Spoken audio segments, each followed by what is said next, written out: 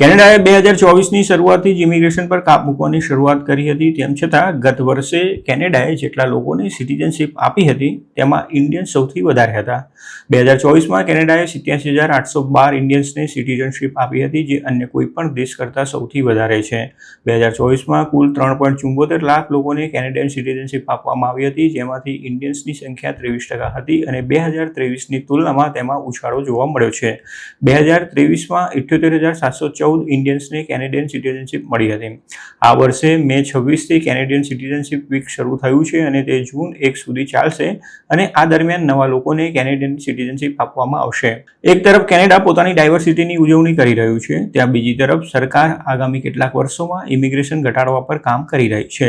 કેનેડાએ આમ તો પોતાની ઉદાર ઇમિગ્રેશન પોલિસી માટે જાણીતું છે અને વિશ્વભરમાંથી આવનારા લોકોને આવકારતું આવ્યું છે.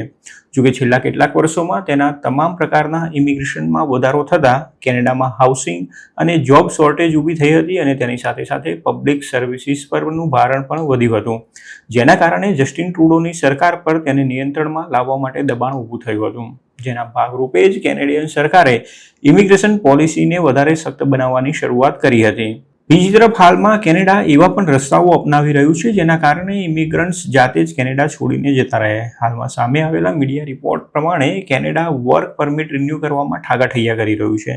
ઘણા ઇન્ડિયન્સની વર્ક પરમિટ સમાપ્ત થઈ ગઈ છે અને તેને રિન્યૂ કરવામાં ખાસો સમય લાગી રહ્યો છે, જેના કારણે તેઓ કામ કરી શકતા નથી અથવા તો જરૂરી સર્વિસની એક્સેસ મેળવી શકતા નથી.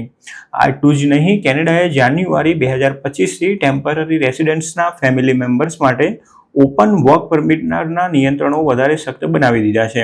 હવે ફક્ત ચોક્કસ સ્કિલ્ડ ઇન્ટરનેશનલ સ્ટુડન્ટ્સ અને વર્કર્સના સ્પાઉસ જ ઓપન વર્ક પરમિટ માટે એલિજિબલ બન્યા છે. કેનેડિયન સરકારે ઇમિગ્રેશન ઘટાડવા માટે જે પગલાં લીધા હતા તેમાં ઇન્ટરનેશનલ સ્ટુડન્ટ્સ માટેની સ્ટડી પરમિટ પર કાપ મૂકવા જેવા પગલાં પણ સામેલ હતા. 2023ના છેલ્લા ક્વાર્ટરથી કેનેડિયન સરકારે ઇન્ટરનેશનલ સ્ટુડન્ટ્સના પ્રવાહ પર રોક લગાવવાનું શરૂ કર્યું હતું અને ત્યારથી તેમાં સતત ઘટાડો થઈ રહ્યો છે. 2023માં કેનેડાએ કુલ 6,81,155 સ્ટડી પરમિટ જારી કરી હતી, જેમાંથી 2,78,045 ઇન્ડિયન્સ હતા, જ્યારે 2024માં કુલ 5,16,275 સ્ટડી પરમિટ ઇસ્યુ કરવામાં આવી હતી, જેમાં ઇન્ડિયન સ્ટુડન્ટ્સને મળેલી સ્ટડી પરમિટ લગભગ અડધી થઈને 1,88,465 પર પહોંચી ગઈ હતી. 2025માં પણ આ ઘટાડો યથાવત રહ્યો છે અને ગત વર્ષના સમાન ગાળાની તુલનામાં તેમાં ત્રીજા ભાગનો ઘટાડો નોંધાયો છે. કેનેડાએ 2024ના ફર્સ્ટ ક્વાર્ટરમાં 44,295 ઇન્ડિયન સ્ટુડન્ટ્સને સ્ટડી પરમિટ ઇસ્યુ કરી હતી, જ્યારે 2025ના પ્રથમ ક્વાર્ટરમાં આ આંકડો ઘટીને 30,640 પર પહોંચી ગયો છે, જે અંદાજિત 31%નો ઘટાડો દર્શાવે છે. ઓવરઓલ આંકડા જોવામાં આવે તો પણ તેમાં નોંધપાત્ર ઘટાડો જોવા મળી રહ્યો છે. 2024ના ફર્સ્ટ ક્વાર્ટરમાં કેનેડાએ 1,21,070 ઇન્ટરનેશનલ સ્ટુડન્ટ્સને સ્ટડી પરમિટ આપી હતી, જ્યારે 2025ના પ્રથમ ક્વાર્ટરમાં તેનું પ્રમાણ ઘટીને 96,015 નોંધાયું છે. જોકે કેનેડિયન સરકાર હજી પણ ઇમિગ્રેશનમાં કાપ મૂકવા માટે કાર્યવાહી કરી રહી છે. નવા વડાપ્રધાન માર્ક કેનીએ કહ્યું છે કે ઇમિગ્રેશન પર કાબૂ મેળવવા માટે સખ્ત નિયંત્રણો યથાવત રહેશે અને 2027 સુધીમાં કેનેડાની વસ્તીમાં ઇન્ટરનેશનલ સ્ટુડન્ટ્સ અને ફોરેન વર્કર્સ સહિત ટેમ્પરરી રેસિડેન્ટ્સની સંખ્યા 5%થી વધુ નહીં હોય. બીજી તરફ કેનેડા ગયેલા ગુજરાતીઓ અને એક્સપર્ટ્સનું કહેવું છે કે હવે કેનેડા પહેલા જેવું સરળ રહ્યું નથી અને જોબની ભારે શોર્ટેજ જોવા મળી રહી છે. કેનેડા અભ્યાસ માટે જતા મોટાભાગના ગુજરાતીઓનો ગોલ ત્યાં સેટ થઈ જવાનો હોય છે અને તેથી તે ભારતમાં જે ફિલ્ડમાં ડિગ્રી મેળવી હોય છે તે જ ફિલ્ડમાં એડમિશન લેતા હોય તેવી સંખ્યા ઘણી ઓછી છે.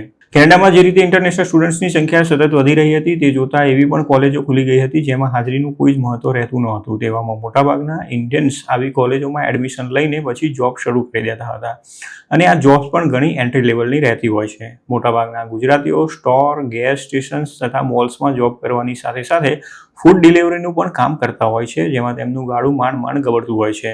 પરંતુ વિદેશના મોહમાં અને સારી લાઇફસ્ટાઇલની આશા સાથે તેઓ ત્યાં ટકી રહેવા માટે સંઘર્ષ કરતા હોય છે.